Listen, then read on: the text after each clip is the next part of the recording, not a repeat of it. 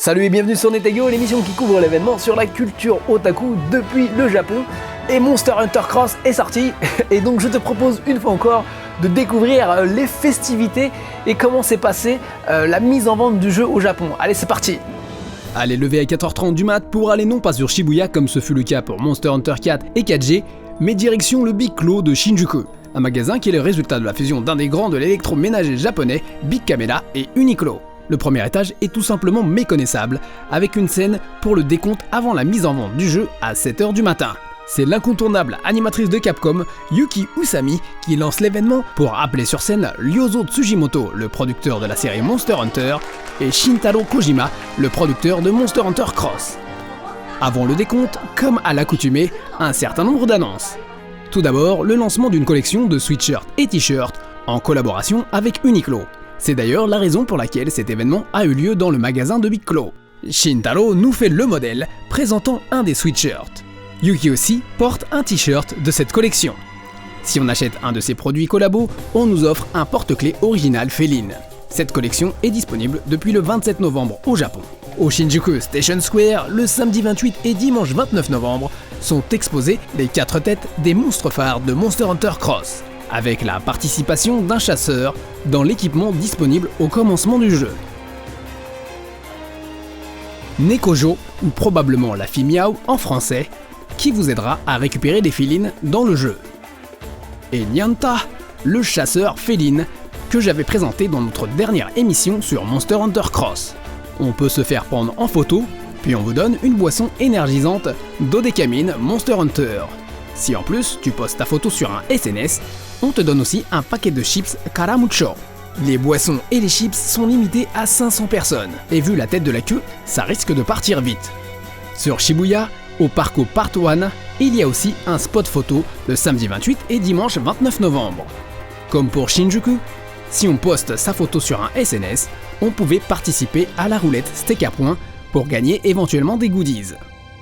Une annonce sur les dates du prochain Monster Hunter Festa, un événement dédié à Monster Hunter avec un énorme tournoi pour déterminer le roi des chasseurs. Pour plus d'infos sur l'événement, je te conseille de regarder notre reportage sur le Monster Hunter Festa 2015. Le prochain Monster Hunter Festa arrive très vite, à commencer par Tokyo le 10 janvier 2016. Cette année, le système de qualification par zone change, car le contenu des quêtes pour chaque zone sera différent. Il faudra donc vérifier sa zone pour déterminer la quête à préparer pour passer les qualifications. On se rapproche du décompte et pour animer la scène, le comédien et chasseur expérimenté Inoue Satoshi et So Takei, le roi des animaux.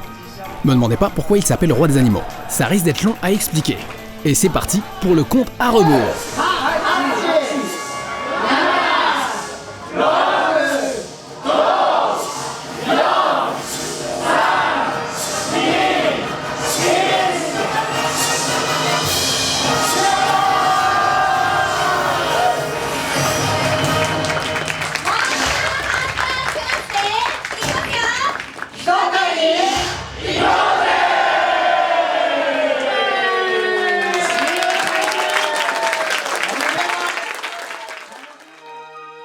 Comme d'habitude, les 3 premiers de la file d'attente sont invités à monter sur scène pour recevoir le jeu par le producteur de Monster Hunter, Ryozo.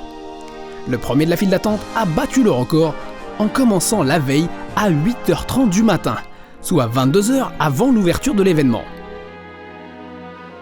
Le deuxième est arrivé à 15h. Et en 3e position, arrivé juste après, on retrouve Luna, qui était le premier lors de la sortie de Monster Hunter 4G, et avec qui j'ai d'ailleurs eu l'occasion de jouer. Après la photo de groupe, c'est l'ouverture des caisses, et la horde de chasseurs serpente dans le magasin. À l'extérieur, la file d'attente est cette année encore impressionnante. Et ce spectacle était visible devant bien des revendeurs de jeux vidéo. Je sais pas pourquoi, j'ai l'impression de dire la même chose à chaque sortie de Monster Hunter. Là encore, les magasins font preuve d'une efficacité impressionnante. Le Big Clos a formé différentes allées pour contenir les files d'attente avec une batterie de caisses sur 2 étages dédiées à Monster Hunter. À distance régulière, le personnel est là pour vous guider. En sortie du magasin, Ryozo est encerclé de fans. À chaque sortie de Monster Hunter, il prend le temps de discuter et de faire des signatures aux fans. Bien sûr, Shintaro était aussi là pour les fans. Shintaro, qui a dû être vraiment très sollicité avec la sortie de Monster Hunter Cross, et dont la notoriété grimpe en flèche auprès de la communauté des chasseurs japonais. J'ai trouvé un chasseur dont la pochette était signée par Ryozo, Shintaro et même le directeur de Monster Hunter Cross, Yasunori Ichinose. Voilà pour les festivités autour du lancement de Monster Hunter Cross. Alors qui dit nouveau Monster Hunter dit pas mal d'événements. Donc il y a pas mal d'événements prévus. J'ai parlé brièvement dans l'émission de Monster Hunter Festa, mais il y a d'autres événements prévus comme les grandes salles en réel. Donc les grandes salles en réel ont pour principe de recréer les grandes salles de Monster Hunter en vrai. Alors j'ai fait une émission là-dessus.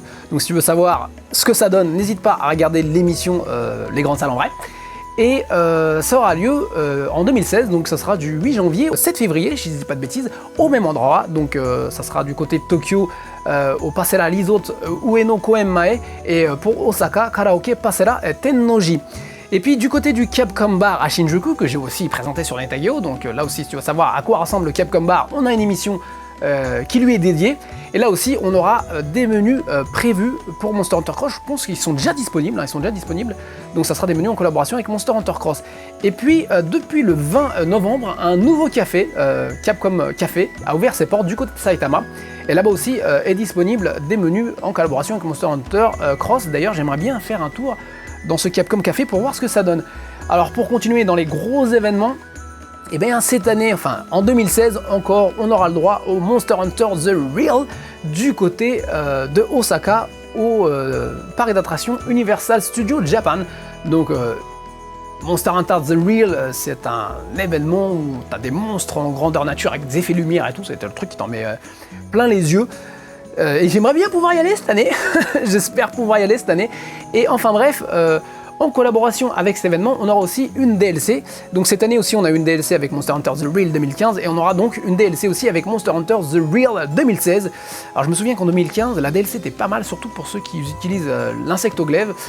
Donc je sais pas ce qu'on va avoir comme équipement, mais j'espère avoir plus d'informations incessamment sous peu. Voilà, alors moi aussi, j'ai fait la queue. Comme tout le monde, j'ai acheté Monster Hunter Cross. Alors en gros, j'ai tourné l'événement du countdown, j'ai fait la queue, il restait encore plus de 500 personnes, c'est le truc de ouf, il a fallu que j'attende, machin, donc j'ai fini par acheter le jeu, et donc pour les premiers, on avait un sac comme ça, Monster Hunter Cross. Juste après, je suis parti dans un bar à côté, un café à côté avec d'autres potes qui attendaient la sortie du jeu avec moi, donc on a pu tout de suite jouer. Bon, le jeu est cool, hein, on sent vraiment qu'on se rapproche quand même des versions portables, donc des versions un peu plus PSP. Il y a pas mal de choses à expliquer au niveau du système parce qu'il y a pas mal de trucs, surtout autour de la gestion des félines. Et donc je vais essayer assez rapidement de parler un peu du système de jeu et de proposer une petite balade dans le village Belluna pour savoir ce que propose le jeu dans le début. Voilà, enfin bref, je te remercie d'avoir regardé l'émission jusqu'au bout, j'espère que ça t'a plu. Si tu découvres pour la première fois Netageo, sache que cette émission est aussi tournée en japonais. Eh ouais, je tourne l'émission complètement en japonais. Et si tu veux la voir, le plus simple c'est d'aller sur le site www.netageo.com et de changer les langues en japonais. Et tu verras que toutes les émissions sont en japonais. Voilà, si t'es pas encore inscrit à la chaîne YouTube, n'hésite pas, hein, ça me fait toujours plaisir. Plus vous êtes nombreux et plus on a de l'influence et plus on peut se permettre de couvrir des gros événements, ce qui est assez important pour moi. Et puis une fois encore, merci pour ton soutien.